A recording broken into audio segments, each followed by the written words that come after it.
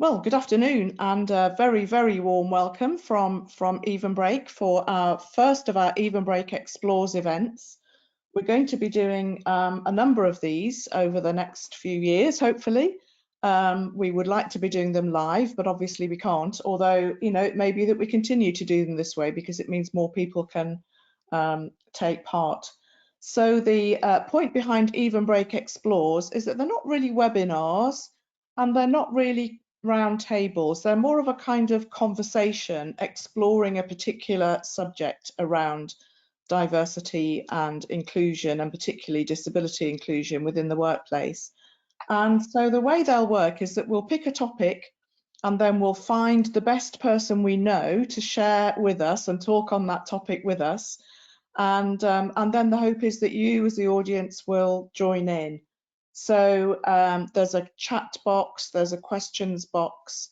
My co-presenter and I, who I'll introduce in a minute, are both chatterboxes. So you might need to put your questions down, otherwise we'll just ramble on and not invite you at all. But we've got a couple of polls that we'd like you to join in with, and any questions or comments that you can add to the conversation is great. So it's relatively informal, but with a kind of structure to it. So we've talked, we're not just going to completely ramble inanely, hopefully.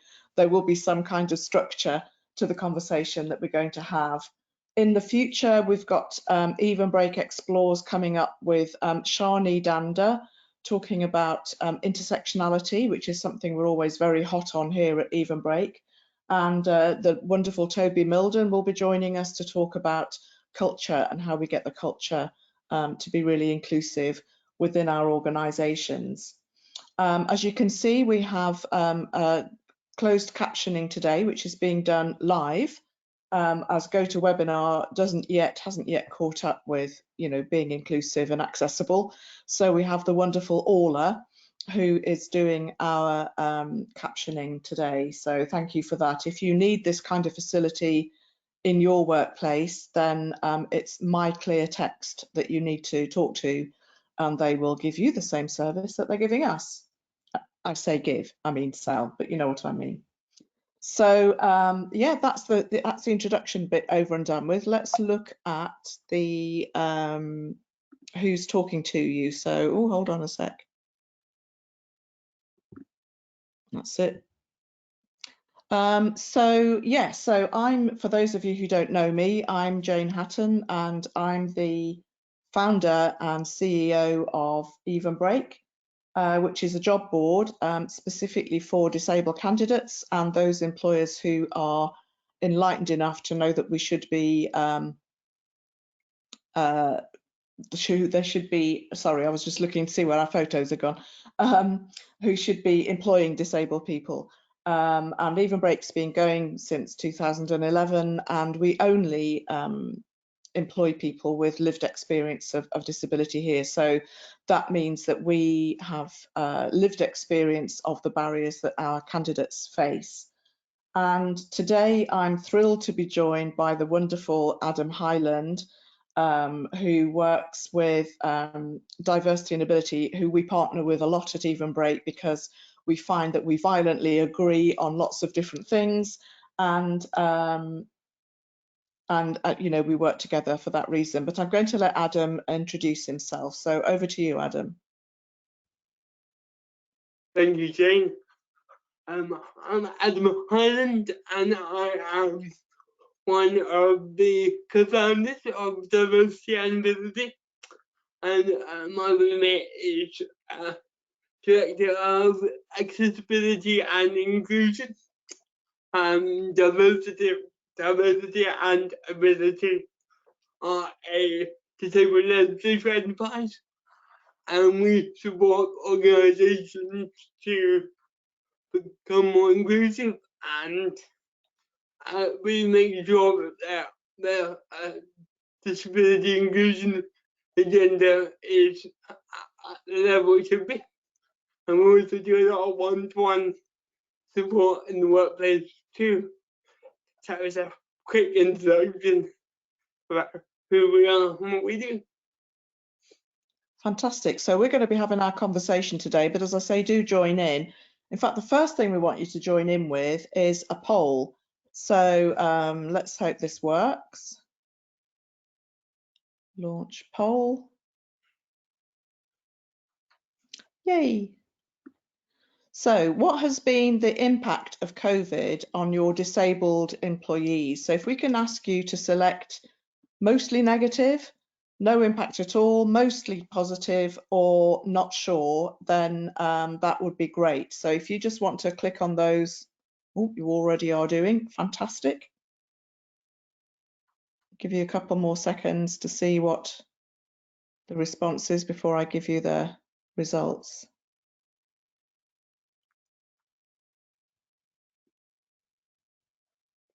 Okay, they seem to have stopped changing, so I'll show you the results. Oh, I'll do it again. So overwhelmingly then, not sure. I suspect that's because we may not have asked people that question. Some mostly positive, very few with none, and some mostly negative. So that's interesting. That's interesting to see what's happened. I think there is a mix. And some people have, you know, loved working from home, whereas they haven't done before. For some, it's been really negative because a lot of disabled people have had to self-isolate. You know, other people have been concerned about, you know, getting the coronavirus themselves because it could have a much bigger impact. As we know, it has a huge impact on disabled people disproportionately. So yeah, it's a bit of a mixed bag there. So that's interesting to know. Lovely, thank you. Do you have any comments on that, Adam? Again, I think, as you said, really interesting. Kind of scores on the doors, as it were. I think it really highlights a lot of issues that we're going to cover in terms of providing choice when it comes to inclusion. So I won't spoil it now. I think those results really do reflect what we're going to be diving into a bit in the next half an hour. Yeah, absolutely, for sure. So I think one of the things that we've all realised that's happened in lockdown particularly is all about working from home. Something that is common already in some organisations and not so much in others. So on that subject, we have another poll. Would you like another poll? You're going to have one whether you like it or not. Yeah. So in terms of how has having to work from home affected your people? So is it a case in your organisations for, well, it hasn't because it's something we've always done. I mean, that's the case here at Evenbreak. Or it's new to some staff and they've loved it, or it's new to some staff and most have hated it, or again, not sure. So if you want to start clicking the buttons and we'll see what comes out of this one. I think this is an interesting one. There's very mixed views on this one too.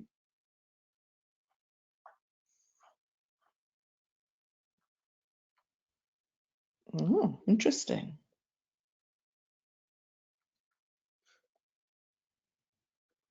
Okay, looks as though the figures have stopped moving, so I'll close the poll and share the results. So that's interesting, isn't it? So only 8% of you have always done it, but the overwhelming majority seems to be that, you know, it is new to some staff and most have loved it. And I think that actually echoes what we've been hearing from a lot of people, which is that actually, although working from home was seen as something that was, as you know, a kind of reasonable adjustment for disabled employees, we're actually now seeing that lots of people like working from home for all sorts of different reasons, and people don't always like the commute. You know, 2 hours in a train or in the rush hour isn't much fun, whether you're disabled or not. But it's a bit irritating, isn't it, Adam? Because I mean, we've been saying this for years. Yeah, I mean, I know both Jane and Evenbreak have been promoting the concept of flexi hours, working from home.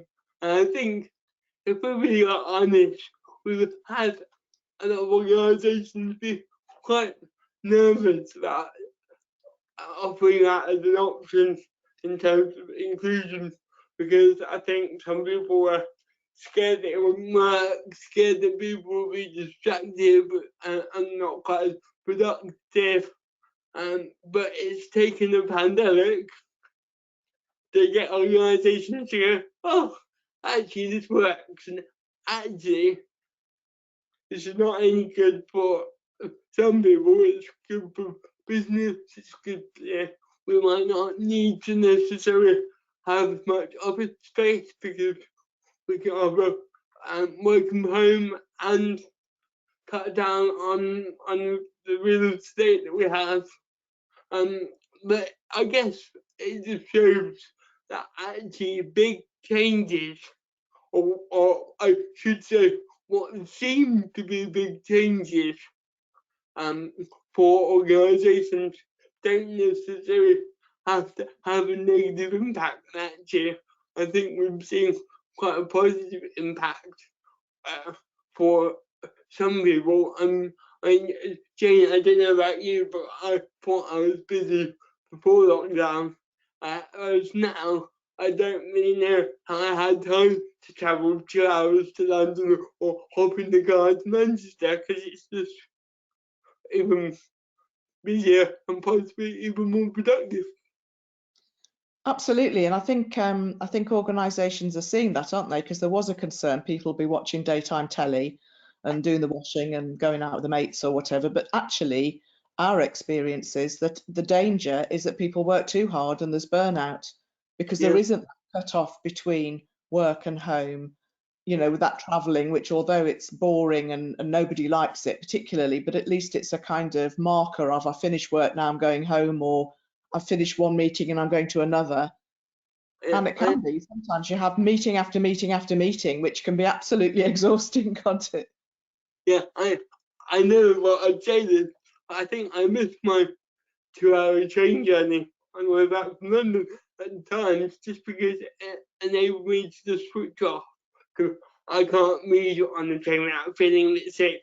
So it's my time to just switch off from work. And actually, I kind of miss sitting on a busy packed train. Obviously not with COVID. But you know, it is interesting. But I guess the key point here is it's about giving choice, having a mixture, because we know that working from home isn't right for everybody. It can be quite isolating, and it was touched on in a minute. I think it's about having the choice if you need to.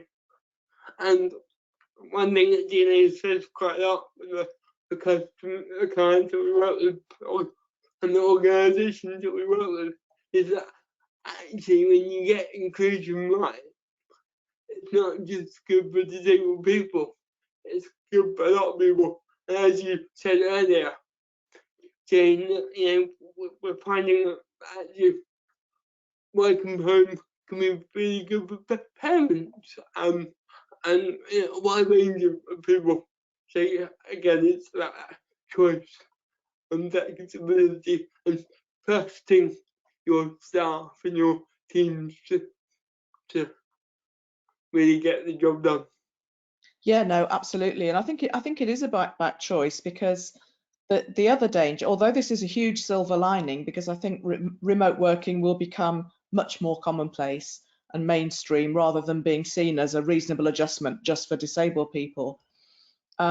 You know, there are lots of people, as you say, with caring responsibilities, or young children, or older people that they might be looking after, and they might want to work from home, or someone who lives a long way from the office, or lives in wherever. You can live anywhere and work remotely, which is great.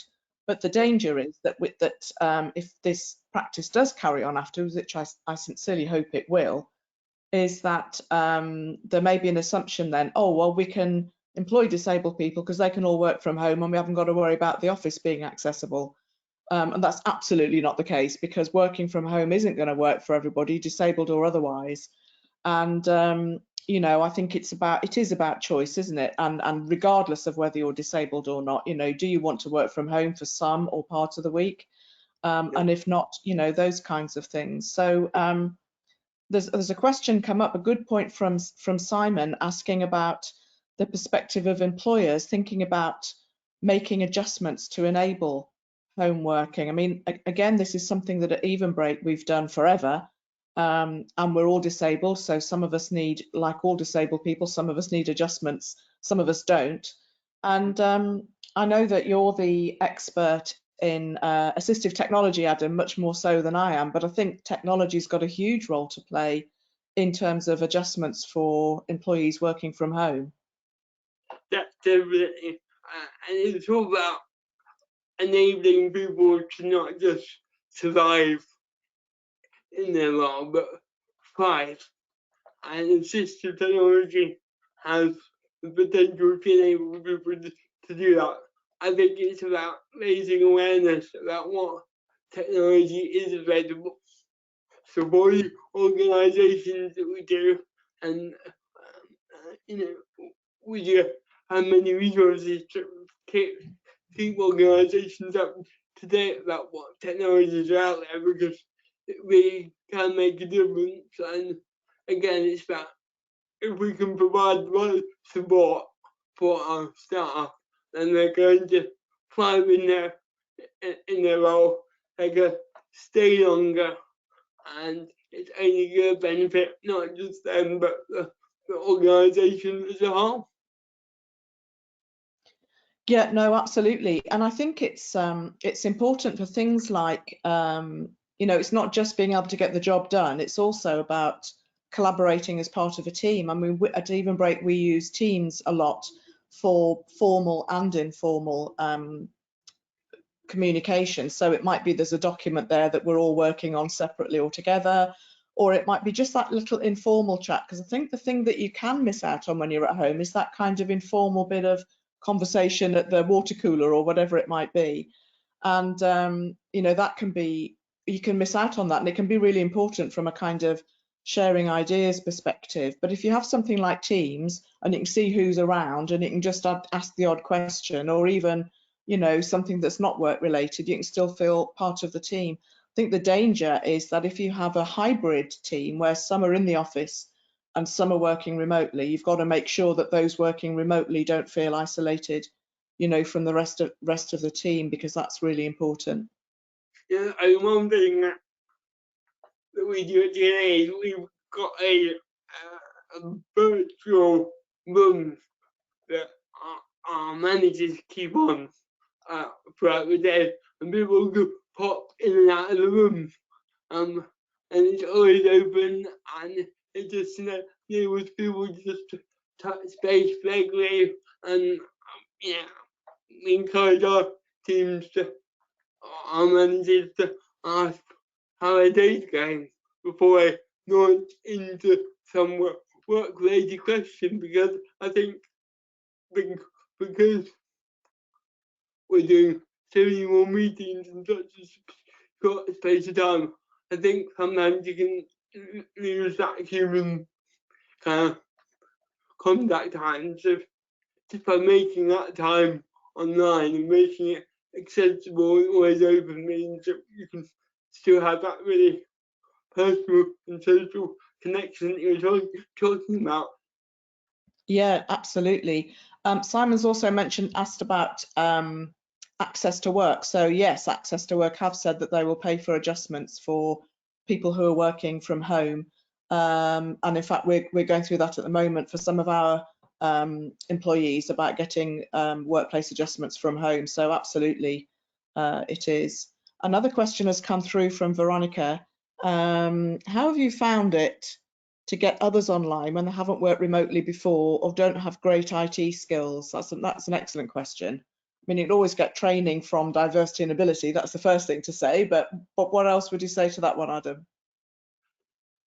I get building confidence, and we've had to, not had to, but we've wanted to support other organisations that work in our field to get online, because we recognise the importance.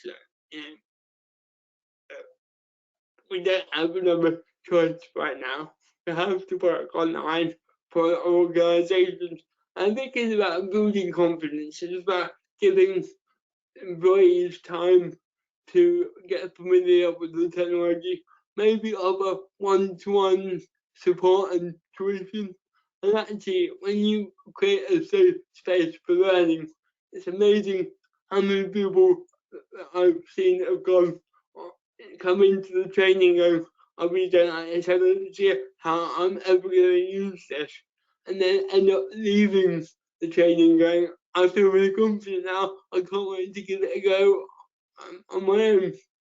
So I think it's about giving out support and building out confidence and safe space for our teams to learn and get ready for this digital age. Definitely. And if there are particular bits of assistive technology, so if it's something like speech to text software like Dragon or something like that, Access to Work will pay for that training as well. So it doesn't have to be a, an additional financial burden for employers. Let's move on to the next subject that we were talking to, which is actually related, which is about mental health. So, working from home, the whole COVID, the isolation, it's really brought the whole subject of mental health to the fore, hasn't it? In a way that maybe it was becoming more of a conversation before COVID, but I think it's really come to the fore in the last, 6 to 8 months, because it's a real issue for people now. And I think the fact that we're talking about it is a good thing, not the thing that the people are getting, having mental health issues, but I think that we're now able to talk about it much more, which does make it easier for people to be open. How do you think we can support remote workers and in terms of their mental health, Adam? Well, again, it's about making sure we have good, constant communication, making sure that we are being proactive and really talking about, as organisations, talking about and informing our workforce what services are provided.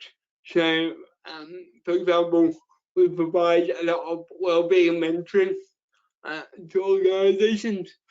Historically, most of that was face to face.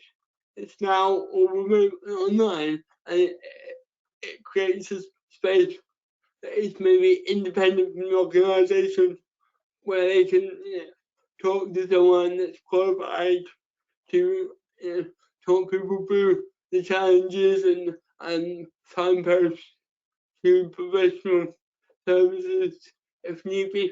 So wellbeing mentoring has been a popular support mechanism for us over the last kind of 6 months and beyond, really, but it can be done remotely.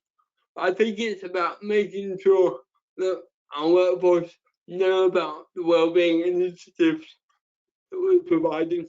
And I think maybe when we're all in an office, it's slightly easier to communicate that. As now we're all working from home, or the majority of people are working from home, maybe people miss the email that went round, or there's no discussion in the canteen about it. So, it's about making sure we communicate these initiatives and services really well to all of our workforce. Yeah, no, for sure. I wonder also if people are being more open generally now. I know that when we start our team meetings, for example, we start with a how is everybody feeling? And because we're not all playing the "oh, I'm fine" game, if managers can actually be open about, I'm really having a bad day today, I'm really struggling with this, I've really got fed up with it now, and I know I'll bounce back, but being able to have that conversation, and so that being almost role models in saying it's okay not to be okay and it's okay to talk about that, I think is really important as well, isn't it? Because I think otherwise people will think, well, they seem to be coping, so if I say I'm not coping, I'm going to look weak, and it goes back to that whole stigma thing that we know there is about mental health. So yeah, I think it comes back to that human default. Yeah, I'm fine. Actually, what does fine really mean? Yeah. And actually for people to know that it's okay for them, that that isn't an expected answer, that if we say, how are you feeling? It's not just that very British stiff upper lip kind of, we expect the answer to be, I'm fine, thank you. That actually we are asking because we do want to know how you're feeling, and you know, and it's okay to say, I'm struggling at the moment, and then you can have discussions about workload or support or whatever else you know, it might be that somebody needs at that particular time. Totally, and I think because people are being more open and more transparent and confident, like talking about it now, and I think, so, for example, I won't go into detail. I've had successful building works recently, and being able to share my team how successful that is. And the team often say, how's it going? Is there any progress? So I think by having these conversations and being open means that your teams can support each other a lot better. I think you're right, Jane. It's about managers leading by example and being confident enough to share and talk about mental health. Because at the end of the day, we've all got one, and it's about promoting well-being and making sure we can promote services that support our workforce to stay healthy. Yeah, we've got a comment here from Joanne who says our line managers have been on mental health awareness training to spot the signs. Since COVID, our organisation is not back in the office yet, and we are worried about mental health coming into winter with darker mornings and evenings. I mean, that's a really good point, isn't it? Because over the summer, at least people could go into their gardens, they could walk around, they could get some fresh air, they could do exercise outside, all of which we know is good for, you know, keeping mentally healthy. But we are coming into, you know, it's dark in the morning when you get up, it's dark when you go to bed at night, you know, sometimes it's a bit grey, you know, during the day itself, and that can be quite difficult if you can't get out and about and see people. And you know, I think really managers have to be more aware of the dangers of people, you know, feeling isolated, feeling locked inside. You know, some people live on their own and might be lonely. I live on my own and I'm never lonely because I'm just not that kind of person. But, you know, there are people who will be.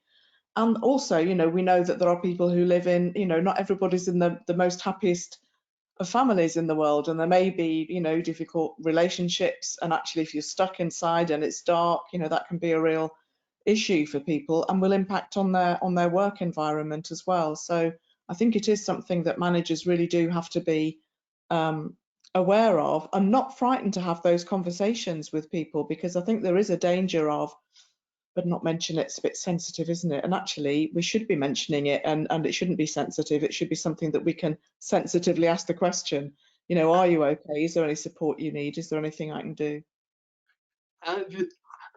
Absolutely. It's about having that confidence to have that question, answer that question, and actually, I think we should be having it with everybody right now. I think if we can normalise these kind of questions, then it doesn't become a thing that is stigmatised.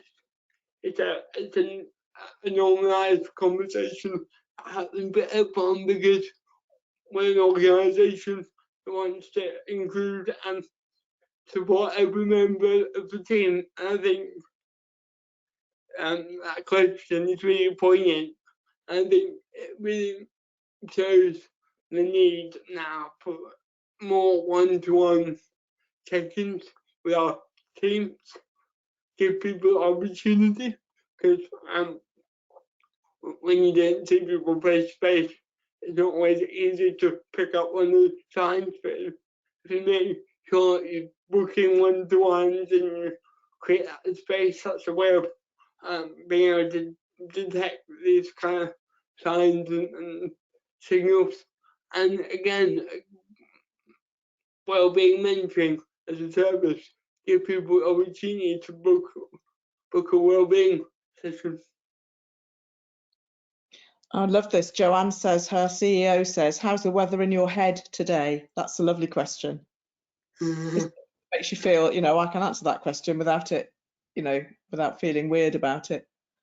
And Veronica says, I think we're talking about isolation, particularly for people with learning disabilities who have lost their jobs and other activities that have shut down. Getting online and building social networks is key. So certainly if you have employees with learning disabilities, just to be aware that, they might need a bit of extra support. And yeah, there are people who've lost their jobs. We know, throughout this pandemic, and the opportunities to get out and about and do different things, even if you can afford it, which a lot of people can't if they've lost their jobs, can be quite distressing.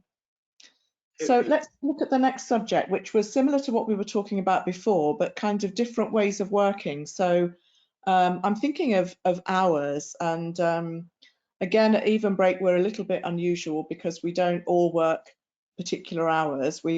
I'm the only full-time person. Well, I'm the only person who's officially full-time, let's put it that way.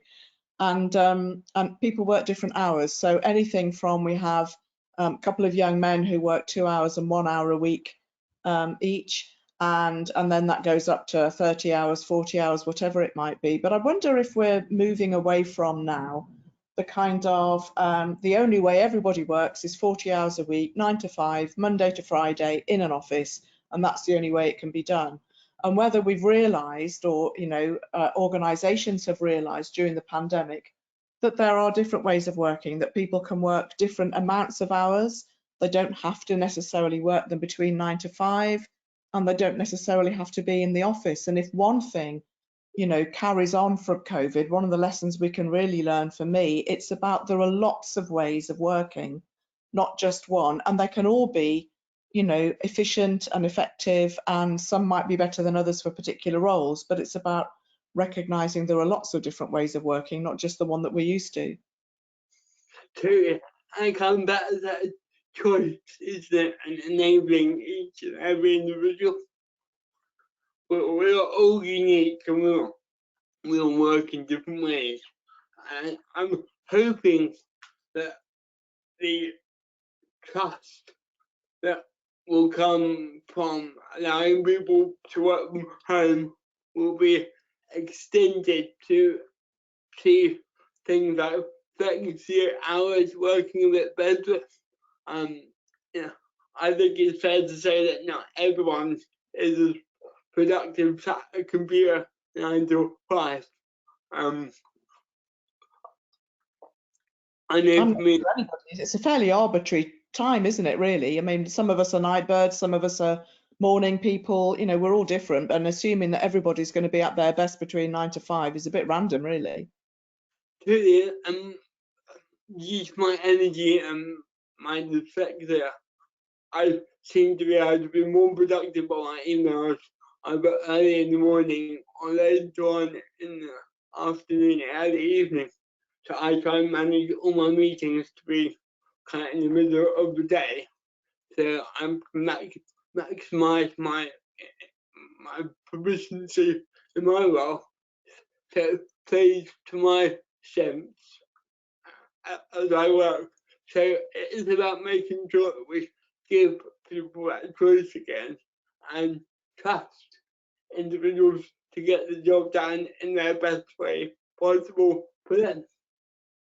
Absolutely. And I think I'm seeing increasingly now on the bottom of people's emails, I'm working weird hours at the moment. I don't expect you to respond to this email until you're back in work, because I often send emails at 10 o'clock on a Saturday night, or 3 o'clock on a Sunday afternoon, and I don't expect people to be sitting by their computers waiting for me to email them.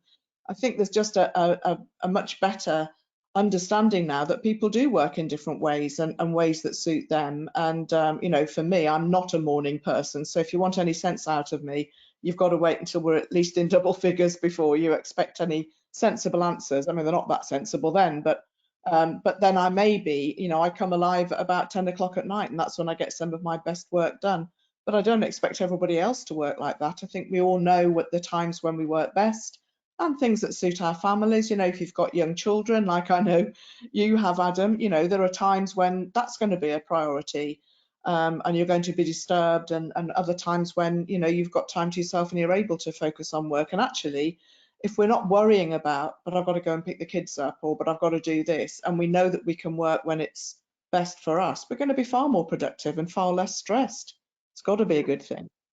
I learned as a new father that nothing can come in the way of bedtime routine.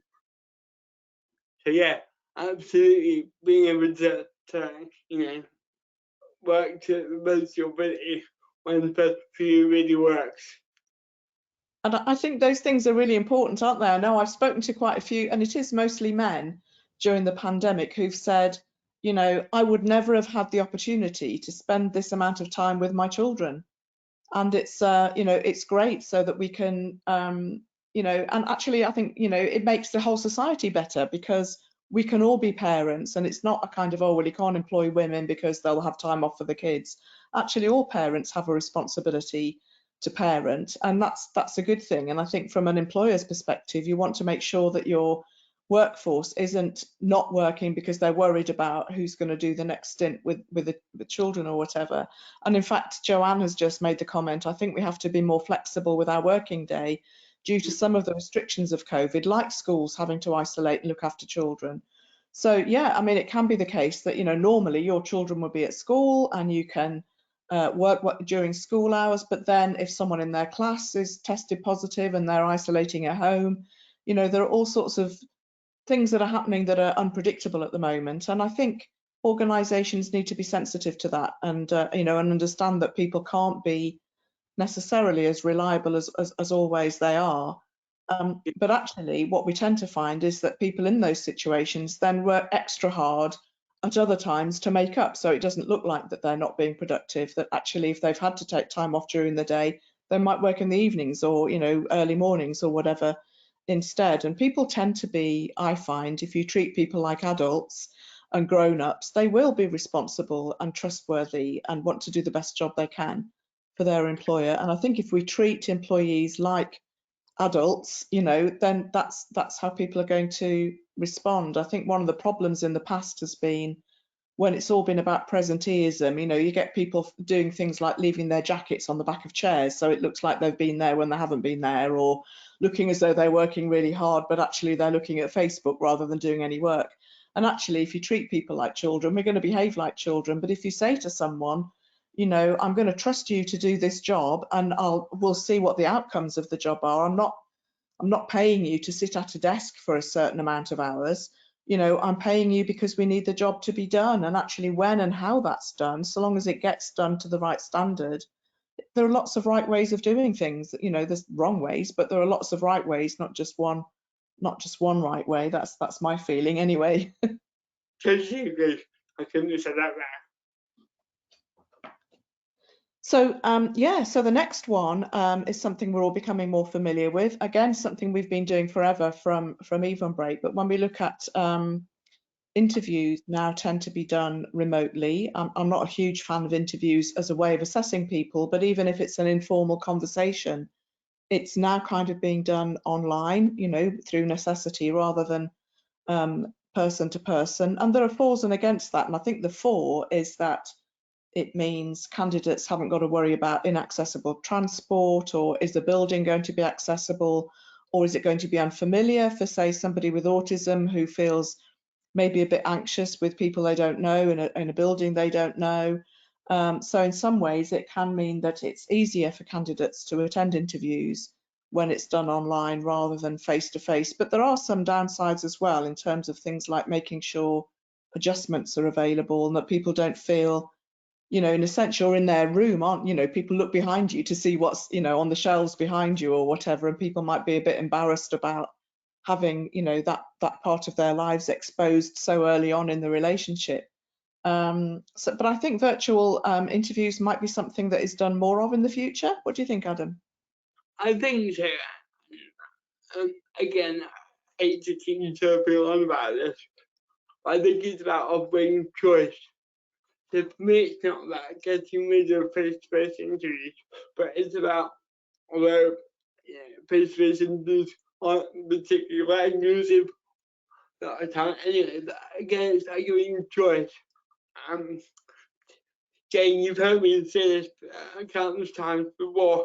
I think historically we've got stuck in this rut where we seem to use interviews as a way of tricking people to see if they'll fail, instead of actually using them to pursue candidates at their very best. And I think when we're doing interviews, by giving the candidates choice about how they interview, I think it's key, because we really want to see candidates at their best. And if that candidate thinks that doing it virtually is going to give them the confidence to show you the best, hey, let's do it virtually. And when COVID has gone, some people might still want to do face to face because they feel more comfortable doing it. So it's not giving choice. I guess the only thing I would say about virtual interviews is make sure that the managers, the people on the panel are aware of what access requirements each candidate has, because as organisations, we don't want to be caught out by not being prepared and not having the right adjustments in place to other people who are doing virtual interviews.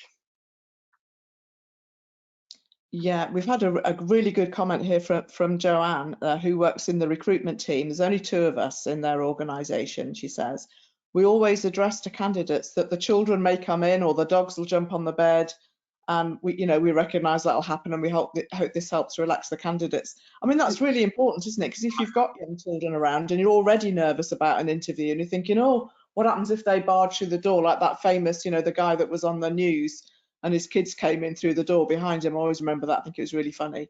You want to make people to relax and think, that's okay. We're expecting this. People are at home, these things happen, and the cat might walk in front of you or something, and that's absolutely fine.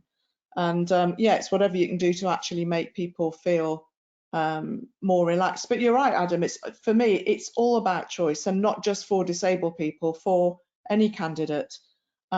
I'm not a fan of interviews as a way of assessing people generally, but there's always going to be at some point where you have a face-to-face conversation with someone, whether it's virtually or in person. And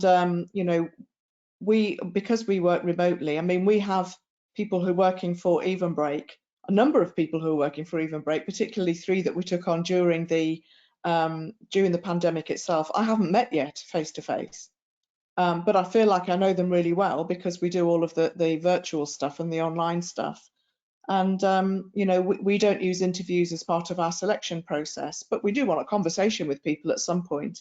And I think having that choice between do I want to come in and actually meet you face to face, or shall I do this online, is important for every candidate, because it is about what makes people feel comfortable. And you do want people to be seen at their best, and it is all about choice. And like we were saying with working from home, it shouldn't be now, oh, everybody works from home. It should be everybody has depending on the role, obviously, has the opportunity to work from home for some or all of the week if it's right for them. And it's the same with things like interviews, I think, isn't it? Totally. Again, it's about making sure that we see candidates at their very best. Yeah. Instead of asking everyone to conform to a way of working that we've done for years, because that's always the way we've done it. Let's not go back to a norm that was not inclusive. Let's build a new inclusive norm.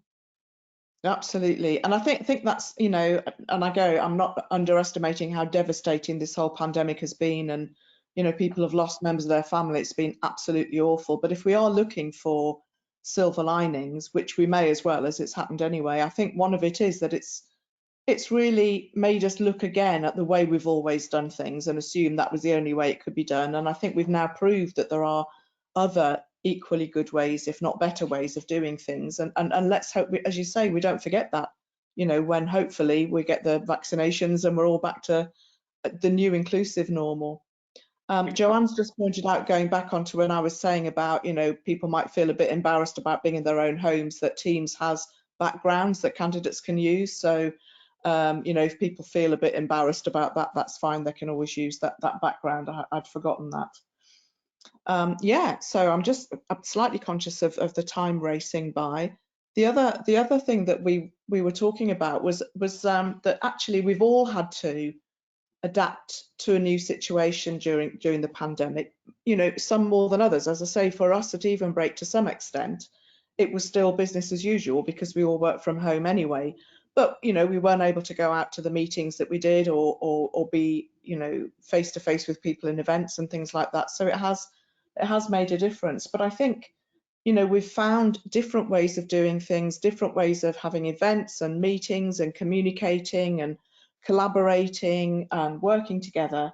And I think for me, one of the things about this is that if you're looking at, you know, whatever we go back to, whatever the new normal looks like, it's not going to be the same as it was before, and people are going to have to do things differently and adapt to new situations. And you know, my feeling is that disabled people have been doing this forever. You know, the world isn't built around our needs. So we always have to adapt to new situations, change the way we do things, don't do things in the same way as everybody else. So, I mean, I would say that really, I've always said that disabled candidates are premium candidates, but now more than ever, because we have those skills. You know, we have the skills to do things differently, to find innovative ways of doing things that other people might not do, you know, or even think of. And we've become the experts at this. So I think, you know, there's a lot now that disabled people within organisations can actually teach the other people within those organisations about how you do adapt, how you do, you know, when something happens that's unexpected and suddenly you're thrust into a different situation that you're not prepared for, that you can adapt and you can do things, and actually disabled people can probably help people feel a bit more confident around that. Absolutely. I mean, you know,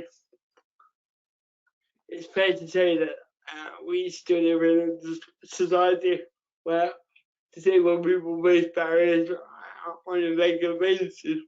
I think disabled people have had to be flexible, had to look at different ways of working, had to build resilience, and I won't go into resilience now. I think resilience can be a key skill for the workplace, but you know, changes and challenges and finding different ways to working are not new for a lot of disabled people. So, and actually now is prime time to, you know, dip into that pool of untapped talent. And I know you've got a great pool of untapped talent, Jane. Yeah, and make sure that we can, yeah, build our workforces to deal with the changes and the challenges ahead.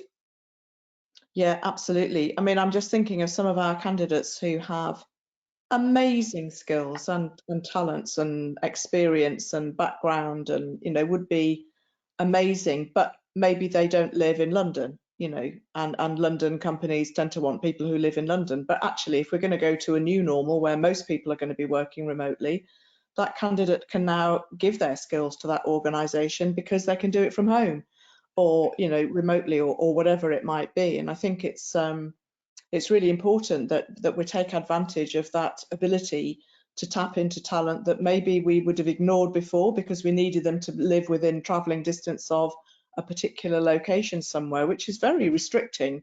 And if we did that at Evenbreak, there's only a few of us would be able to work here. But as it stands, we've got someone in Glasgow, two in Devon, you know, Suffolk, London, Midlands, all over the place. And it means we can get the very best talent because we haven't got to restrict our search to people who live within travelling distance of a particular location. And I think that's a real benefit for organisations that maybe they hadn't considered previously, and maybe they will now. It's one of the things, another one of the things I hope will continue on into the world post-COVID. I hope so too. And then the other thing, a bit like this event, of course, that we've been doing, is a lot more virtual events. You know, whether it's been conferences or workshops like this, or webinars, or seminars, or conferences, or whatever they might be. You know, part of the new world has been that we've been doing this virtually. And I have to say, at the beginning, I wasn't really very happy about that, because I love events. I love going out and meeting people. You know, and if I'm speaking in front of an audience, I'd like to be able to see the audience. And at the beginning, I was thinking, oh, I'm not too sure about this. But then we did an event in April that was planned to be done at a, you know, very nice venue in London, and I was a bit sad that we couldn't do it, you know, in person. But actually, what it meant was that lots more people could attend that wouldn't have attended otherwise, that they had access to it. Again, it was in London, and you know, even though I can be accused of being London centric, I do realise that not everybody lives in London, and it's an expensive place to travel to or have accommodation in if you've got to stay overnight. And actually, the event that we did hold was more successful because more people could attend, and from, in fact, in this case, internationally, we had people from other countries. So I think, you know, maybe virtual events, whereas they were something that was very rarely done, is now going to be maybe much more commonplace, much cheaper. You haven't got to hire the venue and all the, you know, the refreshments and all the stuff that we used to do, but also it means that you can access more people and more people can access the events. Absolutely, and again, I had an suggestion about your event before. I know, and quite frankly, I miss seeing people. I miss delivering face-to-face training and consultancy. But again, it's about option. I think there could be a blended approach going forward where we integrate virtual connections in face-to-face events to give people the option to increase participation. I think we have to consider how we integrate the virtual communication platforms into all our events going forward. Yeah, no, absolutely. And I think, again, you're right, it's about having the options, isn't it? So we can, you know, there have been events, not even work events, but, you know, I've seen creative events where there's a small audience that are socially distanced, and some people have gone in remotely. And I think that will become something that's more common. It was happening a little bit previously, but I think it will become more common now, where we can get, you know, a bigger audience. We can get audiences there who might not have been able to travel, or for whom the building isn't accessible. I mean, that's something we'd like to change, obviously, that all businesses and buildings do become accessible. But it does give the option for more people to attend if we have that blended kind of approach. So I think there's a theme here, isn't there, Adam? What we're saying is that what we've learnt from COVID is that there are lots of right ways of doing things, and we shouldn't just stick to the one that we're familiar with, but there might be lots of other options available, and that all of the accessibility and inclusion things that we've learnt actually apply to everybody, and everybody benefits from it. So I wish COVID hadn't happened, because it's wreaked such, you know, devastation, but you know, it has offered us an insight into new ways of working and different ways of doing things, and certainly allowed, you know, far more people to participate than they otherwise would have done.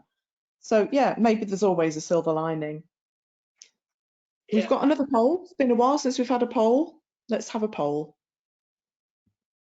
So I'd like to ask you what you might do differently now after COVID compared to before COVID. And this time you can tick as many of the boxes as you like, not just one. So it would be interesting to know whether you'll be opening more roles to the option of working from home, or more flexible working, continue with some meetings online, or maybe virtual interviews, or being more proactive about well-being and mental health. So it might be all or some of those. What do you think? Ooh.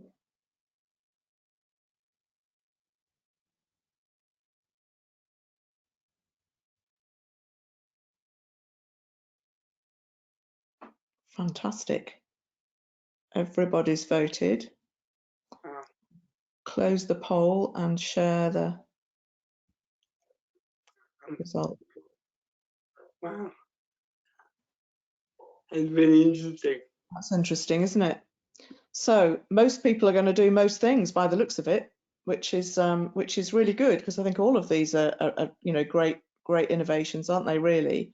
The popular one seems to be continue with some meetings online. I mean, that makes so much sense, doesn't it, in terms of cost, time, travel, the environment, you know, all sorts of reasons why it's a good idea to continue with at least some meetings online. So Yeah. that's an interesting one. Then the second one was being more proactive about well-being and mental health. I mean, I'm so glad that that's come up high, because it's so important. And, you know, I don't want us to go back to talking about mental health being an awkward conversation. It would be really good if we can build, you know, more and more on, you know, what we can be doing in the future. And what else have people said? Opening more roles to the option of working from home. A Good. great, and not just for disabled people, but for anybody whose role allows it. Sounds good. Flexible working, virtual interviews. So yeah, it sounds like there's going to be a lot of difference after COVID. And that actually, I think, proves what we were saying, wasn't it? That although COVID has been awful, there's been an awful lot of lessons that we've been able to learn from it, you know, because of having to work, being forced to work in a different situation. Yeah, I'm really encouraged by all of those percentages. Really, I'm especially pleased to see the bottom one so high about being proactive about well-being and mental health. I think that just shows, you know, we all recognise how important it is now more than ever. So I'm really pleased that it's got 85% rating. Definitely. And my hope is that the 15% is only because they're already proactive about well-being and mental health, and so can't improve it. That's my hope. So yeah, I mean, we're nearly at the end now. That hour went pretty quickly, didn't it? And you know, thank you for everybody for your comments. Oh, somebody on the wants to link up with you, Adam. So yeah, we will be sharing contact details afterwards. There will be a survey that comes out, you know, like we always do, evaluation surveys. And you can say on those also if you would like to link up with Adam or with myself. So do please fill in that survey, as this is the first Evenbreak Explores event. We'd love to know what you think, so that we can you know, improve in the future and take into account what people are interested in and all those sorts of things. If there are any final comments, it'd be great to hear them now, but we've literally got about a minute, I think, before we finish at 4. So it's been great to have Adam. Thank you, Adam, very much for joining us today. And for anybody on the line who wants, you know, training, consultancy, information about assistive technology, you know, Adam is there to answer any questions that you might have. And if you want to attract disabled candidates, then obviously Evenbreak is there to help you with that as well. But we will be, as I said at the beginning, doing more of these events, one in January, one in March. We're going to try and do one every couple of months. And we're going to be covering intersectionality next with Shani, and then workplace culture with Toby Milden in March, and then there will be more after that. So watch this space. You'll be very welcome to attend. And I think we're there. Oh, we've had a couple of thank yous, which is lovely. Thank you very much. And yeah, so have a great day, everybody. I'm really pleased to hear that you're going to be doing, you know, more inclusive things after COVID. And let's look forward to a new normal that's more inclusive and free of COVID very, very soon. Thanks to Orla as well, and thanks to all of you for being here. Thank you. Bye-bye.